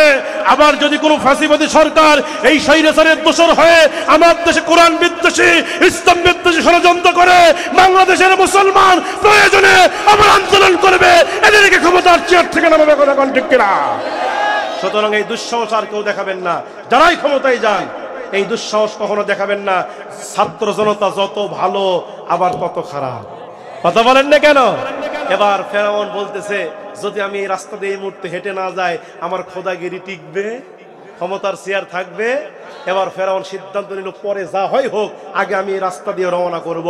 এবার ফেরাউন সিদ্ধান্ত নিয়ে যখন ওই লোহিত সাগর রাস্তা দিয়ে যখন হাঁটা শুরু করছে, যাইতে যাইতে ফেরাউন যখন সমুদ্রের মাঝখানে, এমন সময় মুসা আলাইহিস সালাম তার উম্মতদেরকে নিয়ে কিনারায় উঠে গেছে। আল্লাহু আকবার বলেন। মুসা আলাইহিস সালাম কিনারায় উঠে গেছে, আর ফেরাউন বাহিনী সমুদ্রের মাঝখানে। ফেরাউন যখন সমুদ্রের মাঝখানে, আল্লাহ পাক সঙ্গে সঙ্গে জিবরাইলকে ডেকে বলছেন, ও জিবরাইল, এবার তুমি তোমার খেলা শুরু করে দাও। আল্লাহু আকবার বলেন। জিবরাইল বলতেছে, আল্লাহ এই দিনটার অপেক্ষায় ছিলাম দীর্ঘদিন।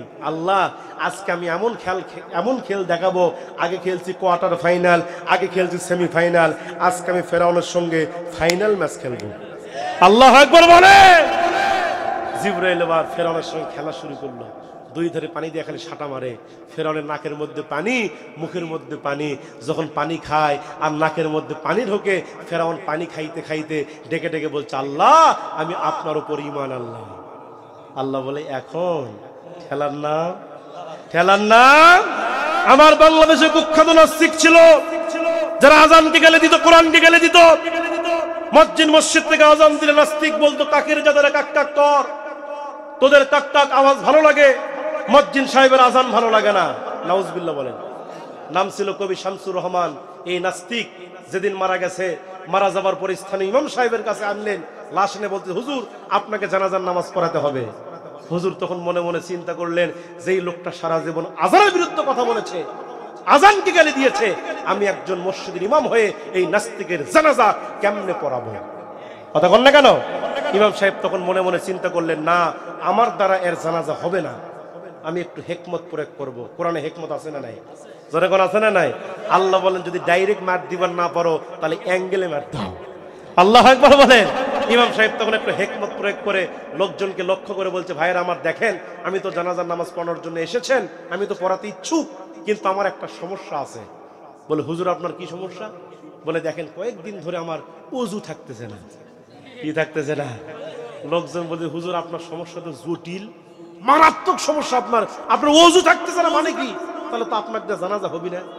তাই করছে, জানাজা তাহলে পড়াবে কে? করছে, হুজুর আপনার মুয়াজ্জিনকে দেন। কাকে দেন? ইমাম সাহেব মুয়াজ্জিনকে ডাকলেন, মুয়াজ্জিন আসো, যাও তুমি জানাজার নামাজ পড়াও। মুয়াজ্জিন তখন বলছে, হুজুর এই লোকটা সারা জীবন আজানকে গালি দিয়েছে, আজানের বিরুদ্ধে কথা বলেছে, আর আমি একজন মুয়াজ্জিন হয়ে এই নাস্তিকের জানাজা কিভাবে পড়াবো আপনি বলেন। মুয়াজ্জিন যাবেন না, মুয়াজ্জিন যাবেন না, কিন্তু লোকজন সরে না, জোর করে মুয়াজ্জিনকে নিয়ে গেছে। মুয়াজ্জিন সাহেবকে জানাজার নামাজ পড়াইছে, জানাজা কমপ্লিট। পরের দিন সকালবেলা এলাকার ওলামায়ে কেরাম মুয়াজ্জিনকে শক্ত করে ধরেছে আর বলেছেন, হে মুয়াজ্জিন সাহেব, আপনি এত বড় মসজিদের মুয়াজ্জিন হয়ে এই নাস্তিকের জানাজা আপনি কেন পড়ালেন জানতে চাই। মুয়াজ্জিন হাসতেছে আর করছে, হুজুর ওস্তাদের মেয়ের শেষ রাত্রিতে জানাজা পড়াতে ঠিক আছে, কিন্তু আমি ওযু করিনি। আল্লাহু আকবার বলেন। আজকেও যারা কোরআনকে গালি দিয়েছিল, ইসলামকে গালি দিয়েছে, যারা আলিমদের নামে থানায় গিয়ে লিস্ট দিয়েছে, এদের একটা তালিকা তৈরি করেন, এদেরকে চিহ্নিত করা হবে, এদের জানাজা হবে পড়ার সময়, কিন্তু ওযু হবে না, ওযু হবে না। কথা